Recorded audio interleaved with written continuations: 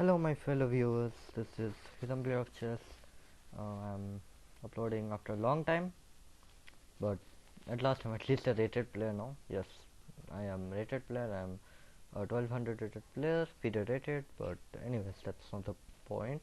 I in this video I'm gonna teach you how to master a very important skill of chess, which I like to call as destroying the king structure. Okay, now we are going to first see a few games from the literal god of this, named as Mikhail. So let's start. Let me first show you.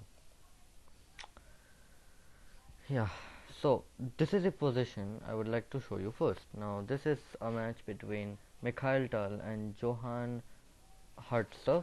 I probably messed up that name, I'm sorry, but yeah, this is the game.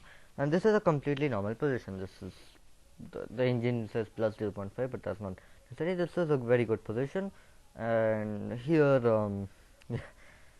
he plays f4, which is a totally unnecessary move, but it's not a bad move. So bishop there and knight back, and in a few moves you're able to see Mikhail Tal's genius when he realizes that wait, I can break up no first I can break open my opponent's king structure because he already has damaged it and like given me files to work with, right?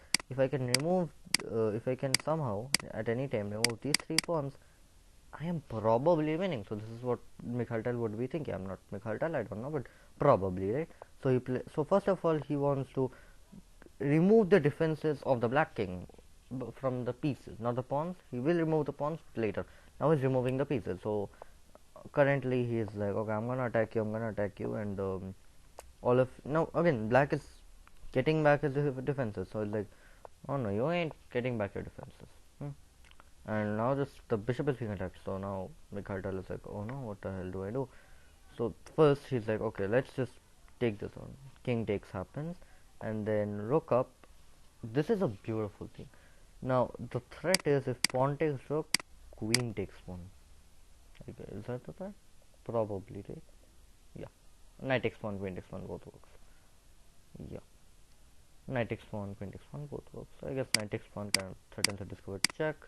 Also attacks this, and you can't defend that. So that was just beautiful calculation by Mikhail Tal, I guess, but that did not happen in the game because his opponent also knew that, or just was scared because of playing Mikhail Tal. But anyways, he plays queen side, and rook takes pawn, threatening a discovered attack, and now knight here, which is a natural move, but it's a blunder because other than this knight, which I don't even know why it exists, nothing guards your king. And Mikhail Tal elegantly used that.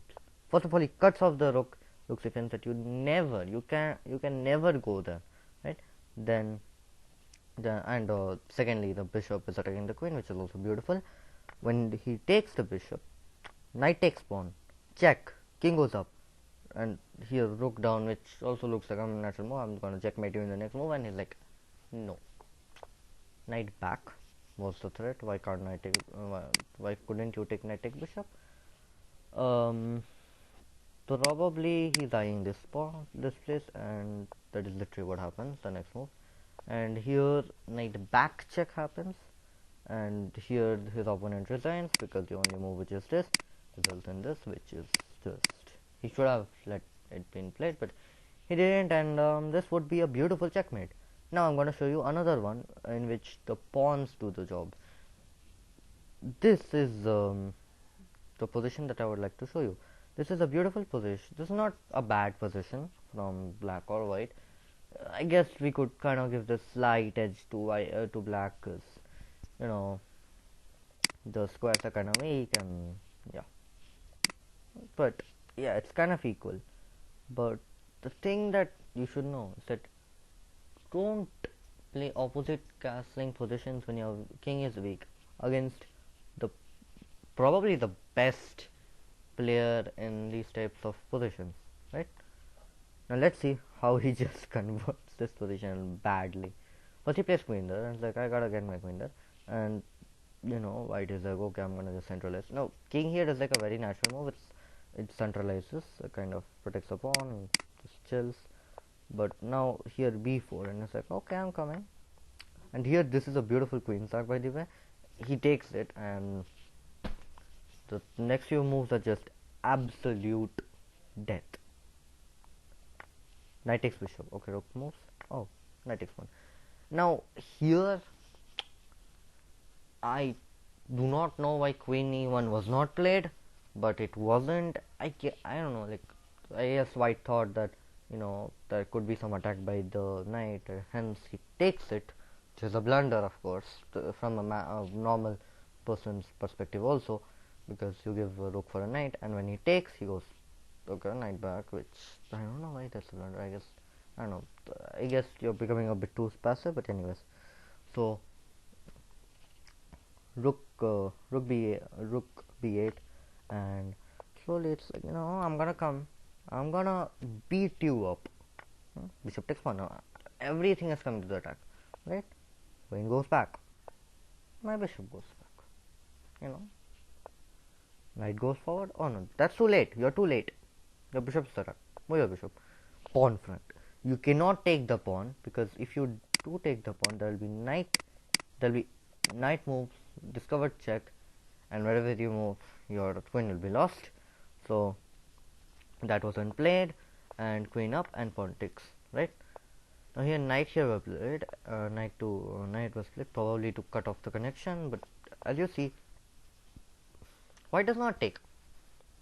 Why doesn't he take? You see, in chess we have this concept called as umbrella pawn. This pawn actually helps white, because this kind of protects white from this attack of the rook, and you cannot take the pawn, and black cannot take it, his own pawn. So that's a bit of a problem, but Tal just plays. Like, this is just glory.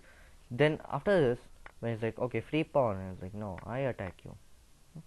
Now here rook c1, I'm threatening. Okay, so queen goes back. I have no idea why was that even played. That's like a very, very, very terrible move. But anyways, queen goes back, rook check, rook takes, king goes here. Beautiful under promotion, bishop check. This is beautiful, and if we can understand that the pawns were able to completely rip apart white structure, for which white lost. I don't really know how better to express this, but yeah.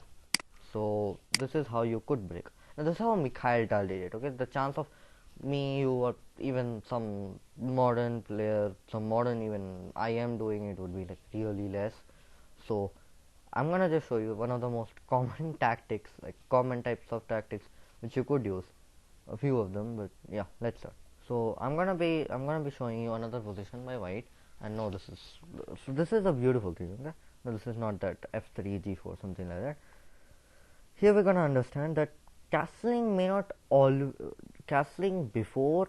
So just giving you an idea, castling before your opponent means that you're trying to save your king, or save your king and not get attacked. But castling later sometimes may even help. I'm gonna just show you how in this game. Not the game, but this position. Probably many games ended this way. But anyways, let's see how many. I don't know.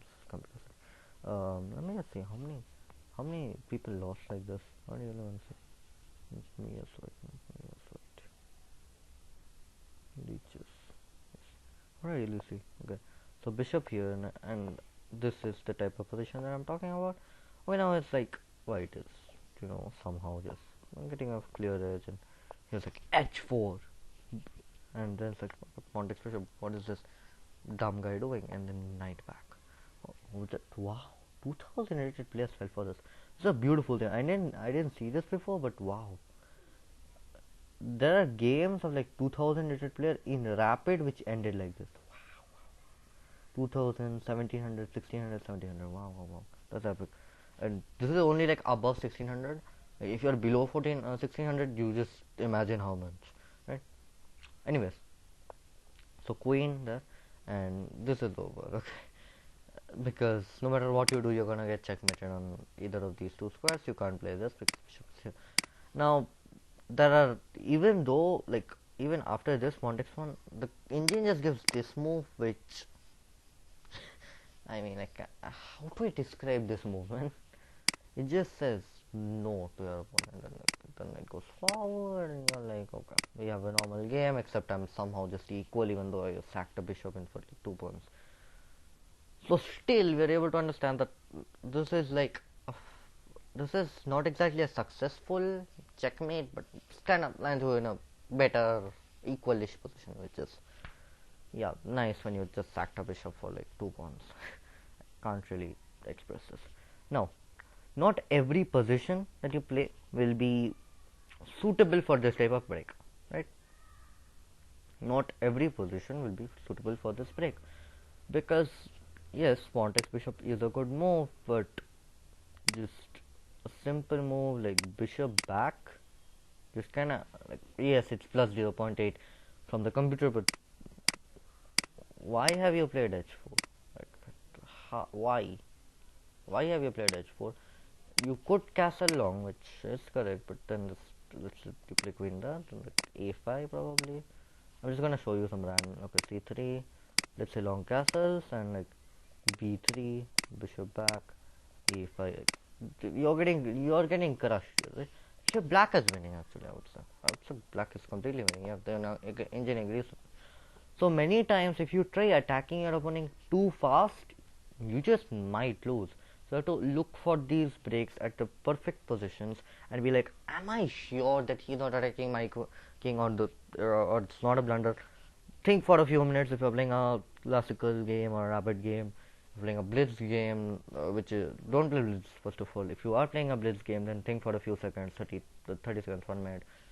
But think, if you're 100% sure, go for it. If you're not, if you're like, it might not work, then just don't do it. Common sense. But yeah, that's the best type of summary that I can give you in 12 minutes, and hope you have a nice day. And if you did win, and if this helped you, please just give a comment, like the video, subscribe to my channel, and yeah, signing off.